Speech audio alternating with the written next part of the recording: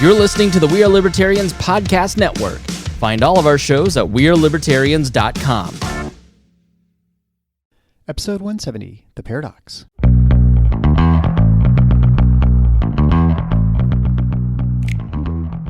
Welcome to The Paradox with your attending, Dr. Eric Larson.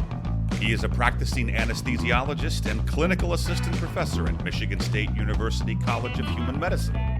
Listen in as he takes you behind the scenes of what practicing medicine in today's ever-changing world is like with another doctor. The Paradox is a fun and accidentally informative show for physicians, patients, or anyone who has ever found themselves in a waiting room.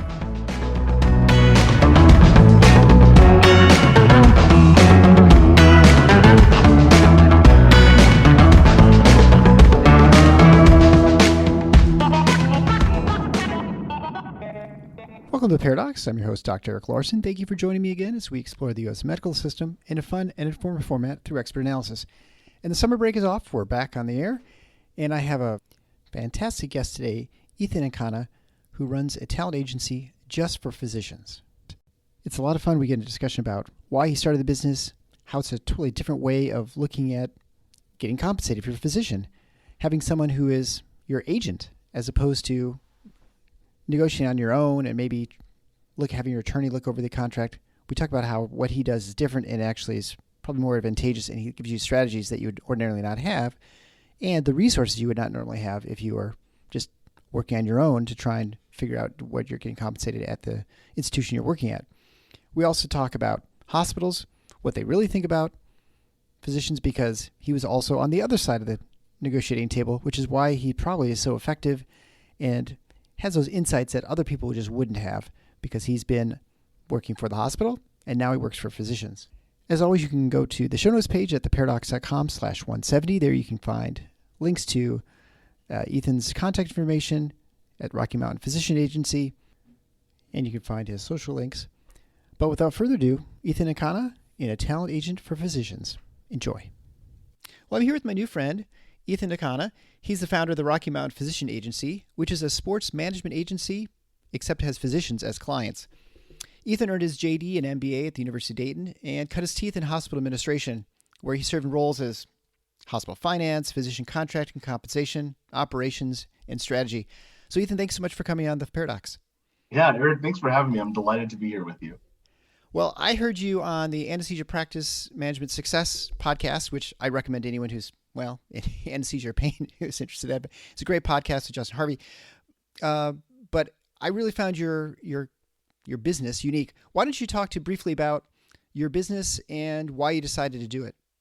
Yeah, my business is very simple, Eric. It is a sports management or a talent agency, except the difference is that instead of the athletes that we normally see or the actors, the talent that I manage are doctors.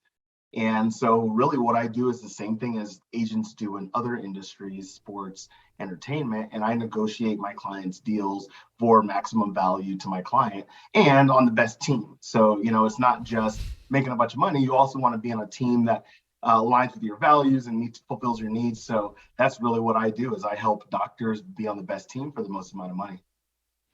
Well, and going through your background, clearly you spent a lot of time in medicine, in the hospital, on the hospital side of things, which are by most physicians seen as the enemy, right? I mean, that generally is kind of the viewpoint of that. I know I think your mother is a physician as well. So how did that sort of influence where you ended up, I guess? Yeah, I think it had all of the influence in the world, frankly. From a young age, my mother told me, get into healthcare, get into medicine, you will always have a job, but people are always going to be sick. And, that resonated with me. What I didn't quite understand or appreciate is the necessary skills that you all have in the sciences. I don't share that.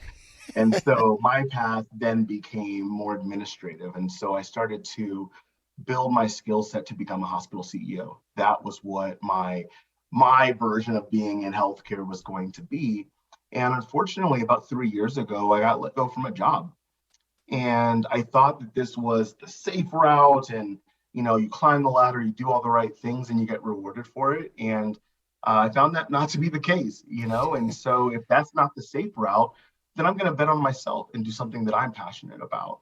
And so about 3 years ago, after that experience, I launched Rocky Mountain Physician Agency.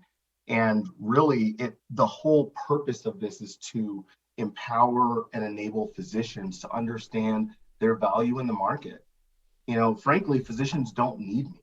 You can go out and negotiate your deal on your own. Many physicians do. The reason physicians choose me is because I spent 15 years on the other side of the table. I know how hospitals are going to talk to you, how they think about you. I know the data they're going to use to approach your salary. And so I use exactly what I did on the other side against doctors. Now I use it to help doctors get the value they deserve. You're kind of leveling the field from an information standpoint, right? Because you have someone who's got a team of lawyers. They talk to other hospital administrators and their conferences, and so they have their strategies for, bringing the data, MGMA or whatever the metrics are they use, right? So it's a very interesting concept. I mean, I've not heard sort of looking at physicians as talent. I mean, I think that is not my impression of how hospitals see physicians. Is that accurate? I mean, is that just kind of a cynical view of hospital administrators, or do you find that they are looking at them physicians more as cogs, input devices to deliver care? Yeah, I will provide my perspective. I'm so curious as a physician, Eric, what's your perspective and experience? My experience has been that when I take care of administrators, like when I'm a physician, their physician, their impression is that, I'm a great guy, I'm a doctor, I'm the one who's, leading the team or whatever. But when you have on the negotiating end, it very much seen as, I think, just another part, and that you're replaceable easily, and that you're not only can we replace you with other physicians, we can replace you with non-physicians in many cases, especially if they cost less. And in talking to other physicians, certainly they see that more than I do. I've not really been involved too much in negotiation. We're the single specialty group. We're independent. We just contract with hospitals. We have a great relationship with our hospitals, and actually we get along fine. Although negotiations, challenging, which that's sort of how negotiations always are. But I talk to other friends who in other specialties around the state of Michigan, for instance, and they'll talk about how, the hospitals just say, well, we're just going to replace your entire group with a bunch of travelers or whatever, because the market's not conducive to paying you a lot of money, because, we've got so many options. You definitely see that in ER, for instance. Yes. ER. Yeah, you're spot on. And, I'm always intrigued to know the doctor's perspective, because I think as a hospital administrator, I always saw doctors as almost a deity. You walk on water and, that's Dr. Larson and he is just amazing. And I still believe that. Unfortunately, I don't know that my hospital executive colleagues share that perspective. And so your experience tends to be a fairly common one, where they have all of the admiration, respect, and appreciation for you in the world until you come to the negotiation table. And then you can be replaced, your skill set's not unique, et cetera, et cetera. And so I have a hospital, I won't speak my opinion, I'll just share what my hospital executive colleague said to me. I work with residency programs all over the country. I was actually with U of M in Ann Arbor not too long ago with their hand surgery fellows and a few other orthopods.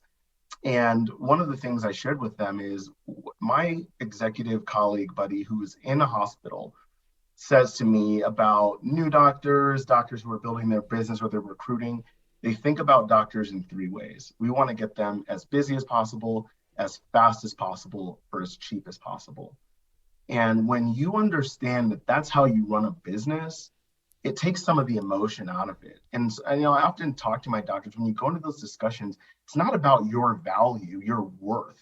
Your worth as a doctor, Eric, is intrinsic. It doesn't change. It is monumental.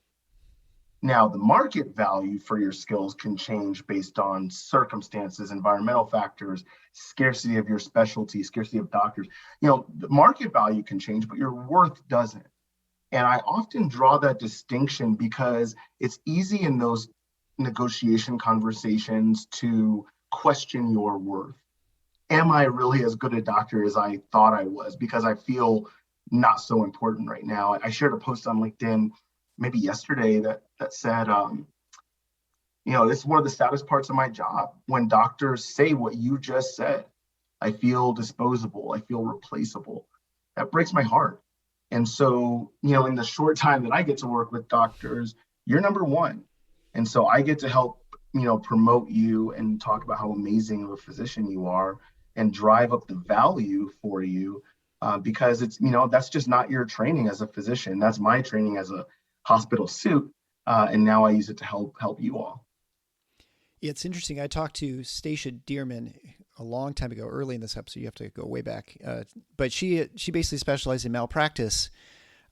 She's an ER physician. She went through a bad situation with malpractice in a case that was, well, not her fault, one of those things. But very much the same sentiment is there as far from a physician, like the feeling that once you get that lawsuit, maybe it was not really your fault, or, there's circumstances that happened and that were sort of out of your control. But anyway, you automatically feel that sense of worthlessness, that sense of being devalued, because now, everything sort of moves into a financial sort of transaction, which is kind of strange. But also the fact that, you're being questioned as sort of your value as a healthcare professional. And so it seems like it's kind of, in some ways, somewhat the same thing, the same at least reaction and experience.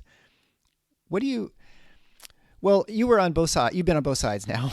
So where's the biggest mistake docs do when they go into these negotiations? Because that's probably that's what you're helping them overcome. Because I think there are two different types. We're talking one, the new grads, the ones who are coming in to sign a new contract right out of the residency or fellowship, right? And then of course the other would be someone who's established, who's been there, 10, 15 years, has their practice.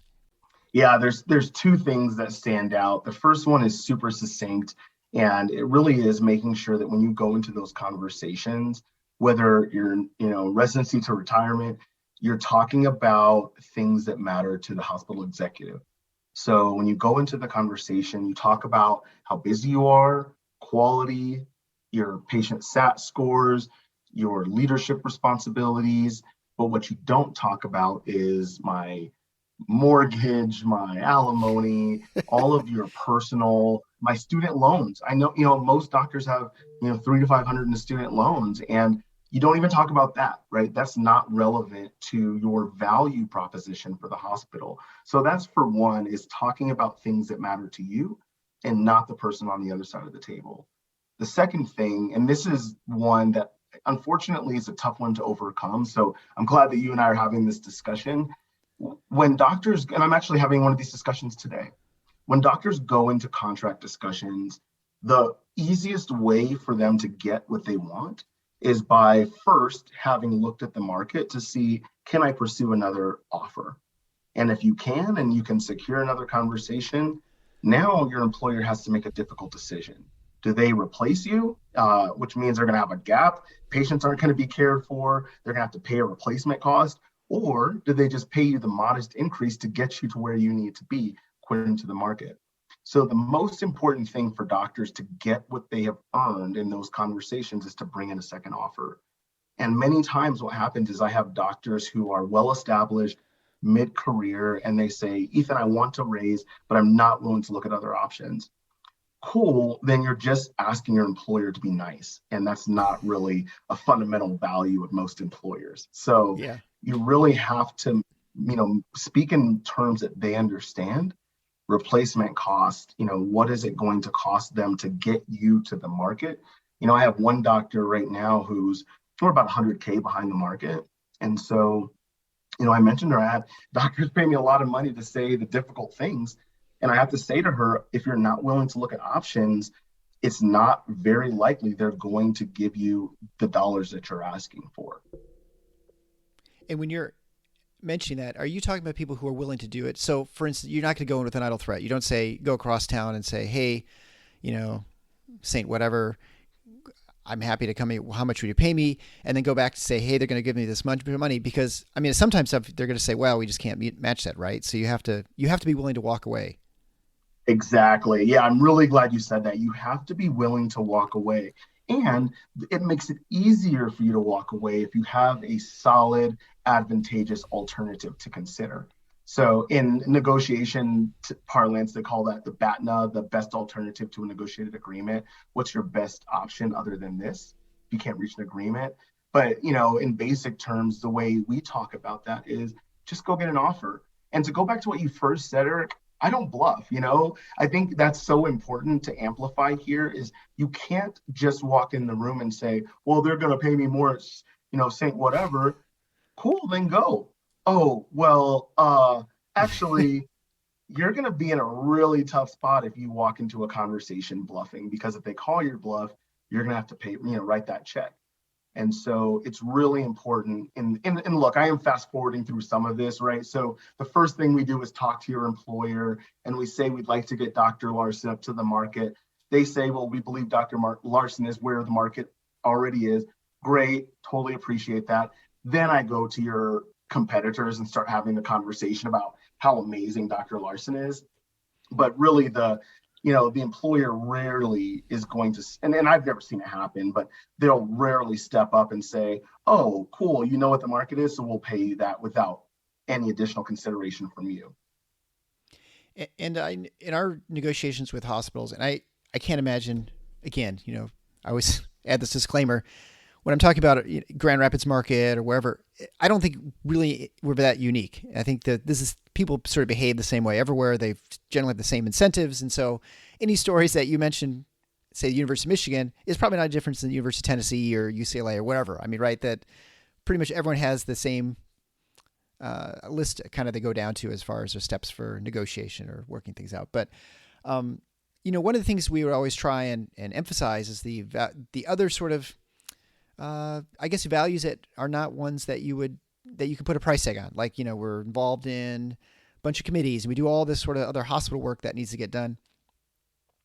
Do hospitals really appreciate that? I mean, do they really see that as a big value? I mean, you try and sell it to the insurance companies. They're like, oh, that's great that you do collect all this quality data. Yeah, we don't really care. I mean, it's sort of essentially what they did it. We're not going to give you any extra money for it. But we think it's great that you're doing it. Is that kind of how the hospitals look at that as well? It is not how the hospitals look at it. So here's a freebie for your practice. And I'm sure you guys have a president who's considered all of these things. But one thing to think about in your setting where you likely have a PSA, professional service agreement, with hospitals across town, maybe you have a call agreement of some sort. But what you could consider doing is adding medical directorship, program leadership. There are also mechanisms or processes called co-management agreements, where an external physician group can manage a service at a hospital, and you can get a stipend, whatever it is, $10,000 a month for running a program or a service within that hospital. And you don't have to be an employee of that. But anyways, that, like I said, that's a freebie. But I think it is really important to also consider the non-monetary value that you bring in. And when I work for doctors, we talk about you holistically, not just, oh, this is how many RVUs Eric did last quarter. This is his patient SAT score. We look at everything. So we, not only do we talk about your clinical prowess and competence, we talk about your medical leadership, your engagement in the medical community. Are you working on anything that's niche or high profile that we can promote? And those are the things that we package in. Now, of course, it's not going to have this discrete, well, we're going to pay you $10K because you have this committee designation. But when you consider all of those designations and skills that you bring, there is a market value for that, right? Because you've elevated yourself above the average doctor in the market, and there's a value to that. So when we come to the conversation, we don't talk about it in academic terms, we talk about it in practical terms. Because of Eric's involvement in these committees, he has access to these additional research and resources that's going to benefit the organization. And it always comes back to, how is this designation going to benefit us? Because ultimately, every business is selfish in that respect. We care about our revenue and our expenses so that we can grow, right? And that's not a bad way to run a business. It's an appropriate way to run a business. But it's also important for doctors to understand where they fit into that process. And when you're asking for money, you have to understand what your CEO's motivations are. And I know that CEOs are motivated by revenue, market share, and quality. And if you can hit on one or all three of those targets, the conversation's going to go well. And when you talk about quality, are you talking about, I feel like a lot of times you see physicians who are, they call them disruptive physicians. They're people who cause trouble or they don't follow the protocols the hospital's got in place or whatever. So that would be sort of fall into that, right? Like if you're the person, and I feel many groups this happens to, they have trouble with leadership or they are so busy they don't have time to have people in committees or to make sure they discipline their partners who are doing the wrong thing. We'll just put it that way. Do you find that is actually a big motivator for hospitals to really push for change? That's actually the greater thing more than even financials? It always comes back to financial, Eric. So here's how it comes back to financial. Medicare, the governmental payers penalize hospitals for errors, surgical site infections, readmissions into the ER, things like that. And so the hospitals have found, shockingly, that doctors have a strong influence on these outcomes and clinical metrics. And so what they've done, the smart ones at least, is they've said, hey, Dr. Larson, if you help us improve our surgical site infection rate numbers, we will incentivize you to the tune of $15,000 if you improve, 30%. Or, Dr. Smith, if you provide such amazing care and continuity of care that we have no readmissions over the course of the rest of the year, we'll incentivize you to the tune of $12,000, right? So hospitals will incentivize physicians where they have a disincentive or a penalty, typically. Other things that you might see, rarely will you see incentives tied to patient sat because that tends to create some maybe unsavory circumstances where you're incentivizing people to write nice things for money. So typically you won't see it around patient sat, but you will see doctors being incentivized to do the care you're already doing. Eric, you go into your care with patients with the intention of providing optimal, amazing care every single time. So why not get compensated in addition for that, right? And so that's what I often tell doctors is quality bonus is one of those things that we ask for every single time because you're already going to do the things that are going to achieve the goals. So why not ask for it? But I can almost guarantee if it's one of those things, if you don't ask for it, it's likely not going to be available. You offer this, I think, really unusual service. I mean, you're with this talent agency, right? I mean, it's sort of, how is that different than, most people when they go to sign a contract, they're going to consult their attorney or an attorney of some sort to say, hey, is this contract okay? How is what you do different than what that is? I know you're an attorney as well, or at least by training, right? You're JD. So what's the difference? There's two key differences, and I'll illustrate it through a cool story. Or at least I think it's a cool story. I love cool stories. So last summer, I was, working with an attorney here in town. I'm in Denver, Colorado. Working with an attorney here in town, and he reached out to me and said, "Hey, I have a few doctors who would like to go private practice."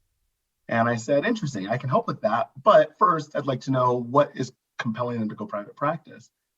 And he said, well, they're frustrated with their employer. They're not getting the money that they want. And we've sent them, 3 or 4 amendments to the contract and employers said not interested. I said, great. That is the perfect time for me to come in and help them identify some opportunities.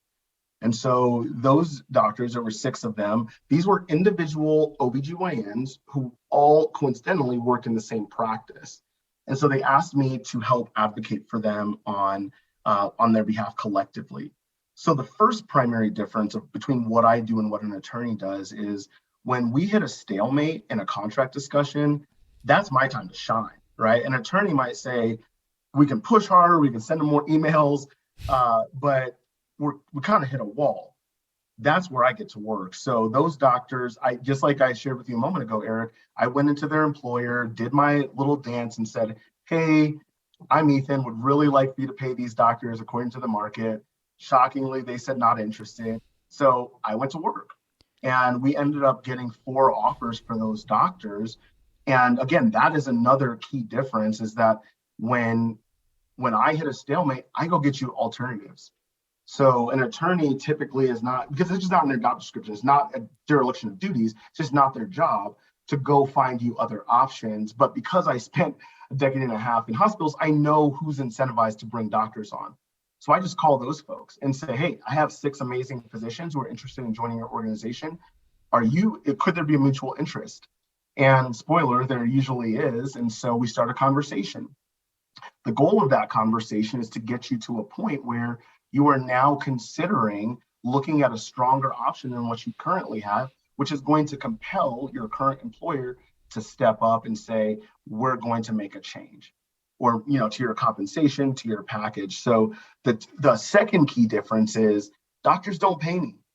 So at the end of that transaction, those doctors ended up getting a $1.1 annual salary raise.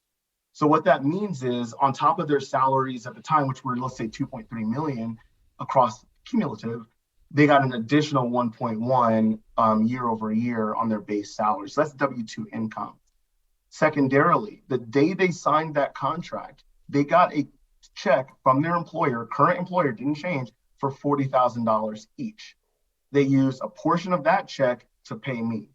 So when this is all over, you're not having to go into savings or take out a loan to pay me. The hospital's writing you a check, and then you're going to use a portion of that check to pay my fee. So the two key differences are, a stalemate is my time to shine, and secondarily, I don't work hourly. You only pay me if we get you paid. I was really worried because I know it's been over 15 minutes we've been on, and I thought I was going to get a bill for 15 minutes. Or 15 man, I get that.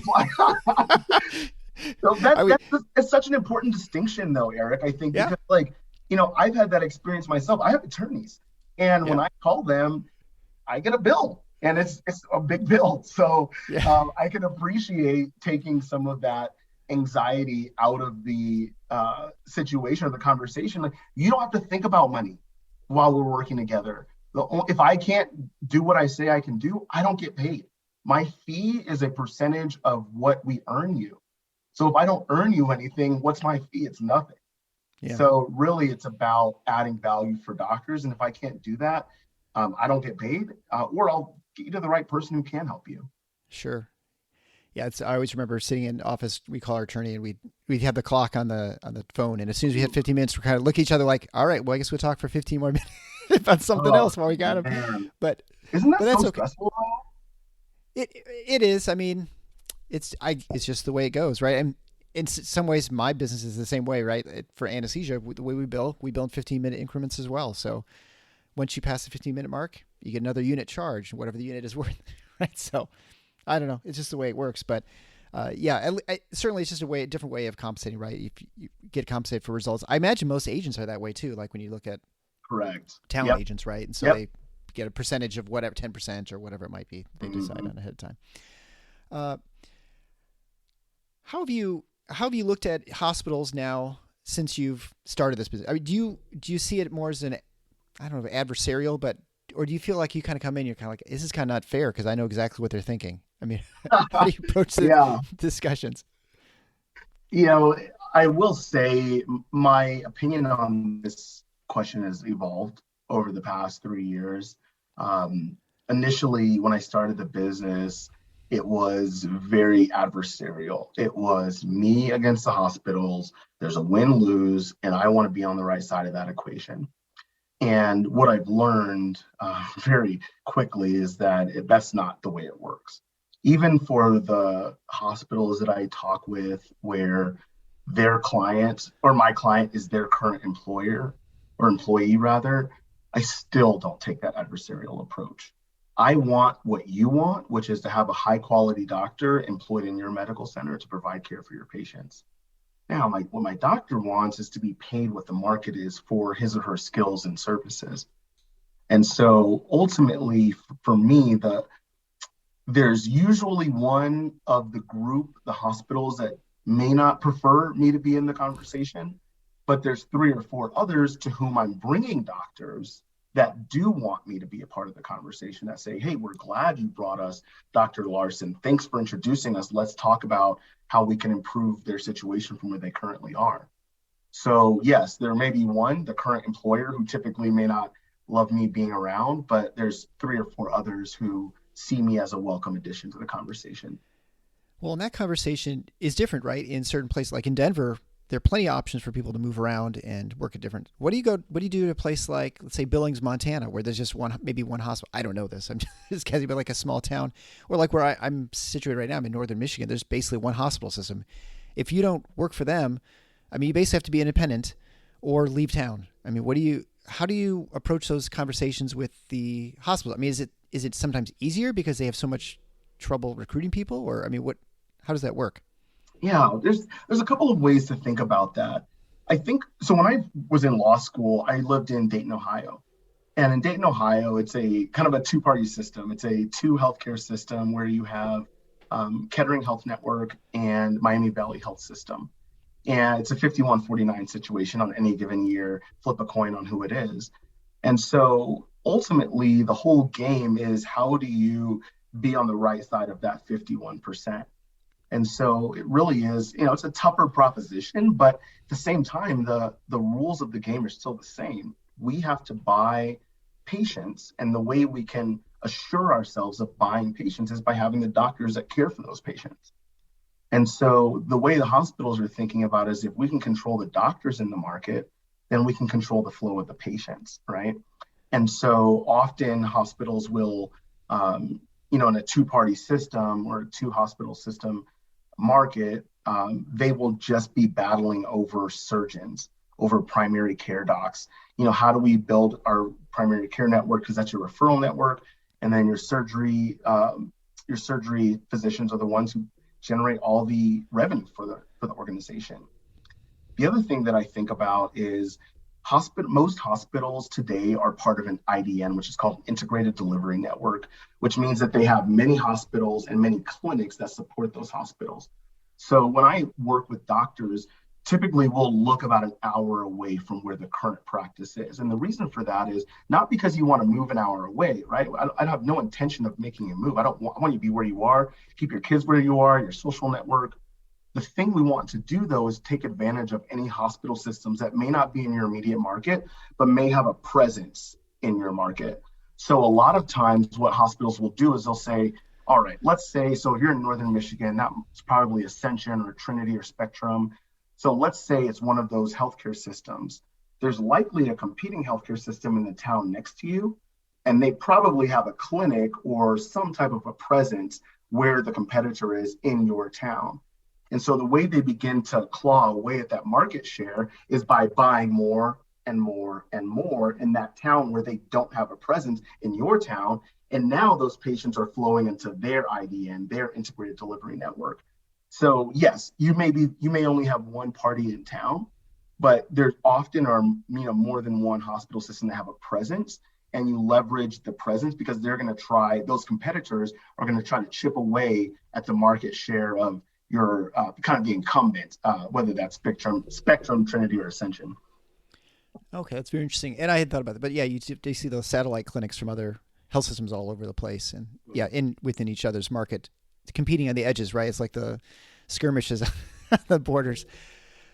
I want to kind of shift gears a little bit because you touched on this a little bit with Justin in that show on private equity groups. I think you guys were talking about that a little bit.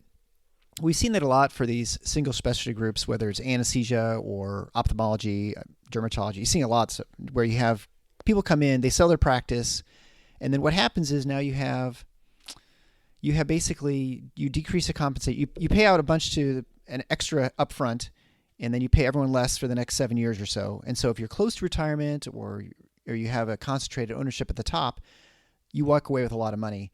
But the people who are just starting out or new hires are going to be making a lot less money in that sort of system. But what this always requires is those private equity groups, they have to sell out in 6 or 7 years to another private equity group, right? I mean, that's the whole point. Like it's like these syndicates for real estate. You buy something hold it for 6, 7 years, and then you sell it at a profit in 6, 7 years. The plan is never to hold it for 30 years, right? Mm-hmm. And so someone has to keep grabbing the bag at 6, 7 years. It seems to me, and maybe you disagree, that this is not a sustainable model for these groups, because it makes have a harder time hiring people at the lower salary than your competitors who are not in a private equity situation, and so you're going to be struggling to maintain your contracts and those sorts of things. I mean, I see that in anesthesia, at least in the state of Michigan, that these groups are really struggling to hire people.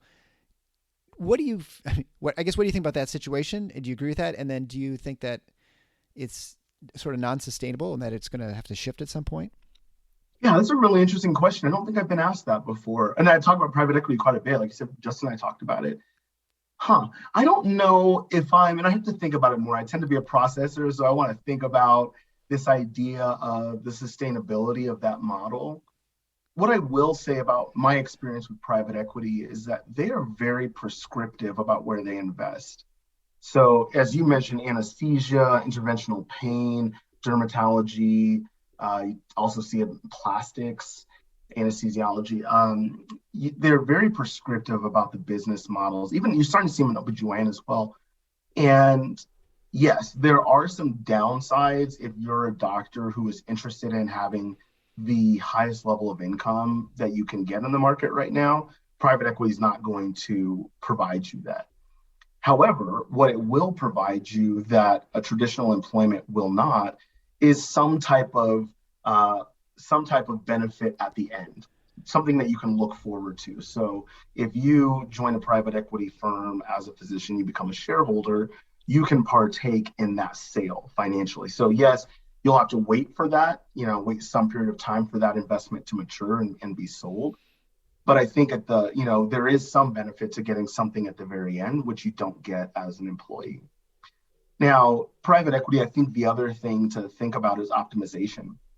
To your point, you invest in private equity with the intention of selling it at a multiple at some point down the road, which means that you want to improve the asset that you're holding financially. And so many private equity firms tend to take this very strong approach to optimization, which sometimes cuts counter to physicians spending as much time as they want with patients, providing the depth, not being kind of like encouraged to be busier. So I do think that there are some, benefits and drawbacks to private equity. I think private equity is more so than where you are in your career. I think it's more so a mindset. Like the doctor has to have the right mindset to be private equity, as opposed to an employee or private practice.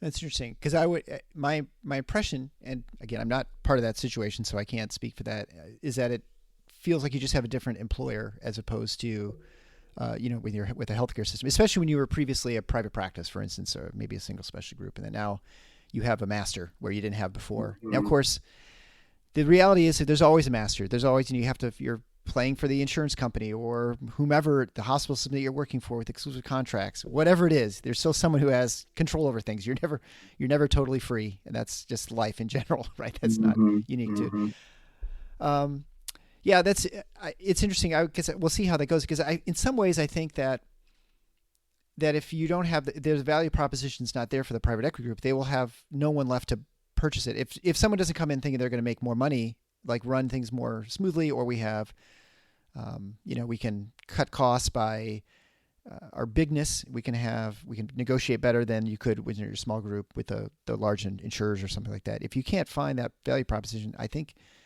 it'll be interesting to see what happens. In some ways, it seems a lot like the healthcare systems. And to that point, I mean, do you see a big difference between nonprofit or for-profit healthcare systems? I mean, everyone decries one on the, you'll see people saying, oh, one's terrible, one's so much better.